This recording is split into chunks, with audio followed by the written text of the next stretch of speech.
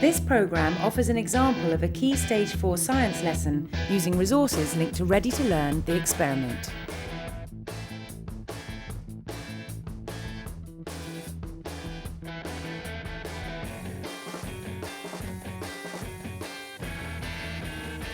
Based on a lesson plan you can download from Teachers TV, it features students collecting their own data and evaluating the results, looking at the methodology behind the nationwide experiment, and going on to consider how they would design one for themselves.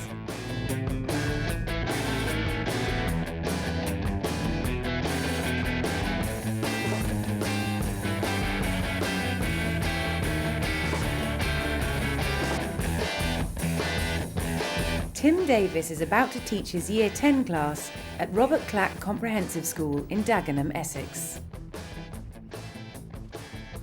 The aim of the lesson today was really for us to raise awareness with the children of the factors involved in them being ready to learn, but also that it's not to do with their intelligence, that actually there's a lot of factors, a lot of things that they can do to make themselves more ready to learn before they come in the room.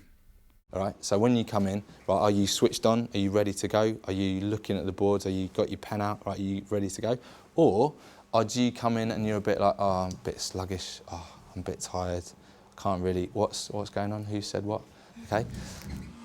This lesson has been designed using ideas put forward by former science teacher Matthew Tosh. We've designed the lessons so that they fit in with the curriculum. The teacher can see the link to their everyday teaching. So particularly at Key Stage 4, we're looking at how science works, the experimental methodology, and how you go about setting up a mass participation experiment. What other factors do you think could be involved in how ready you are to learn? Rowan? Exercise. Exercise. There are lots of options that a teacher can focus on the lesson, so we could have healthy eating, sleep patterns and general fitness, and hopefully this should be a stimulus to further classroom activity. All right, good. If you like the lesson. If you like the lesson, yeah? All depends what mood you're in. Possibly, yeah. So frame of mind, isn't it, yeah? The stress levels. About how stressed you are, yeah. And what I'd like you to do now is answer a few questions, okay? First of all, who had breakfast this morning? And how did you get to school in the morning, right?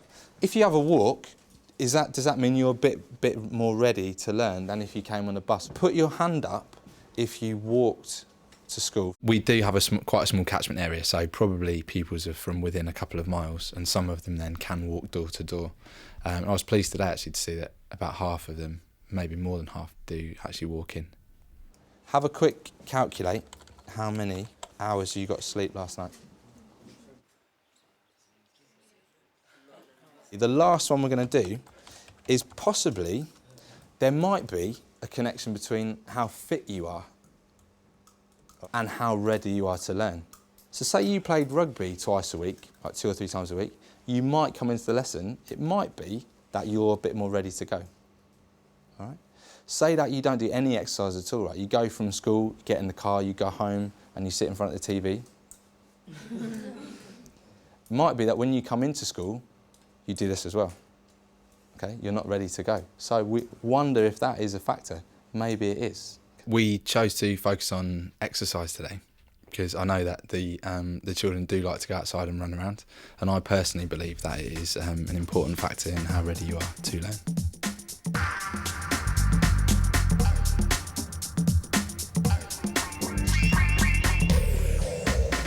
The first thing I'm going to ask you to do, ladies and gents, is in front of you, you've got some questions, right? And they are sums, quite easy sums. And I'm going to time you how quickly you can do those sums, okay? So when I say go, you're going to turn over the paper, answer the sums on there. When you've finished, I can record a time for you. For the lesson, I needed to choose a task that would assess their readiness to learn. And I avoided using the dot to dot, as that is essentially a motor skill, and opted for a more cognitive task, which is why they were doing simple arithmetic. Right, now I've got some scores from you already from your mental arithmetic, and we're going to test now today what's the effect of exercise, okay, on how well or how quickly you can do these tests. Who thinks that maybe if we do a bit of running around, get a bit of oxygen, get a bit of blood flow going to your brain maybe? and then you came back to it, that might make you better at doing the test if you think that would be better. Okay, so 1, 2, 3, 4, 5, 6. Who thinks there'd be no difference at all? Be just as good again. So 1, 2, 3, 4, about half. So how might we go about testing that? If we're in pairs and one person runs and then the other person don't, and see who gives better answers. And Got some that are doing exercise, some that are not doing the exercise. Who's going to go in those groups?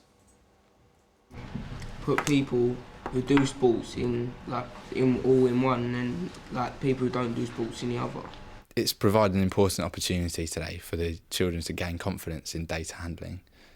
It's an important idea about to build their evaluation skills, and also gives them an idea a little bit more about how science works. So those of you who are doing the exercise, you're going to go out into the playground in a minute, and you're going to be doing exercises, okay, up and down 5 times, I think, yeah, would be good. There and back is 1.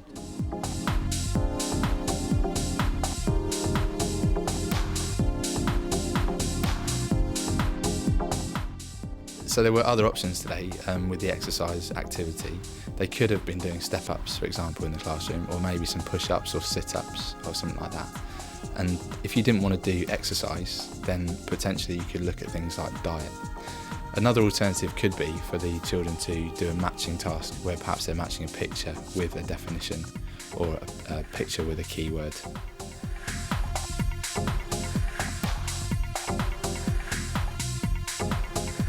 We're looking at the data then on the board, okay? And if you've got a yellow tag there, then you've been brave enough, okay, to go outside and do the exercising. Now, is there any difference, okay, between if you've done exercise or if you've just sat here, okay, or just watched? Right, and that's what we're going to look at now. And you guys are going to plot the data onto your graphs.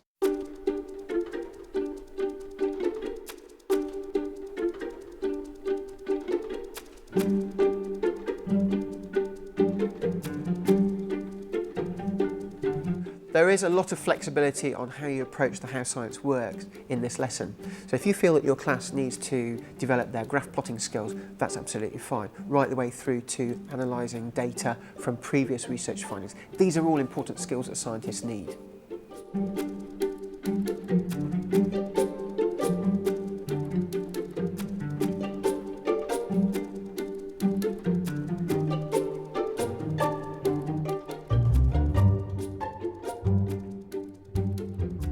How would the class interpret those results? Does this particular result really show that readiness to learn is affected by X or Y?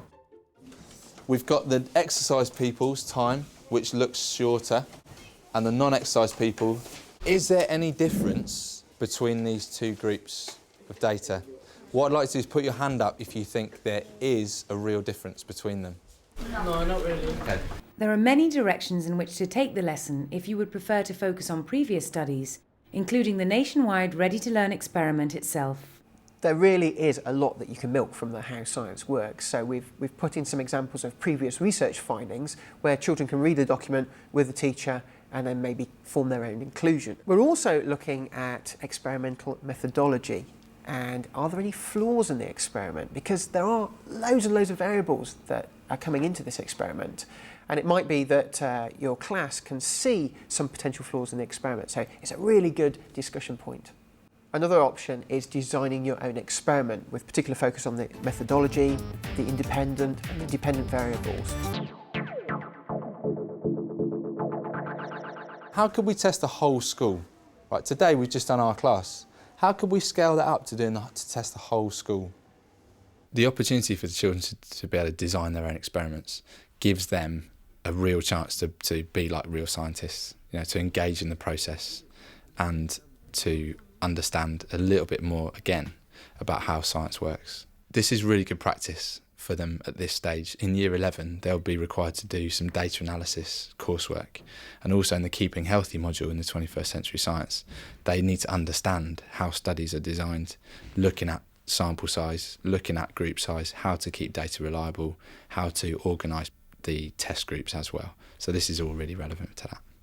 Okay, how many people would you want involved? 100, and the same amount as boys and the same amount of girls. In each group? Very good, yeah. And okay, and we've seen that for fair reasons, yeah? And you've asked there, how can we keep it reliable and fair? During the process of designing their own experiment, they will identify on their own the potential flaws with organising their study of that size. And so by doing it, they're working it out for themselves. So another way that we could balance the groups, how could we keep it reliable and fair to, make sure that each group that we test is the same? Jodie? There's not some fit people and fit people. Okay, split balancedly. Well done. And Sam? Do it in the same place. Do the test in the same place? Yeah. Why do you think that? So it's not biased. Yeah, because if you'd done it in the playground and then you went and done it in the courts, the courts are longer, so it'd take more time. Excellent, yeah. So keep everything the same, keep everything controlled. Good, well done, guys. One last thing then from today, when you take away, right, what could you do to make yourself more ready to learn, do you think? Eat something in the morning. For breakfast? Yeah. Great idea, yeah, because food's important. Yeah. Sam? Have a decent night's sleep. Sleep is in there, yeah? I was quite pleased to see how many of the students are walking to school.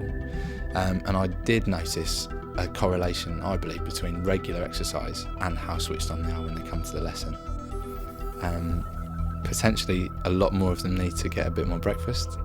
Potentially, a lot more of them need to get some more sleep. I think I'd be more ready for school if I went to bed earlier.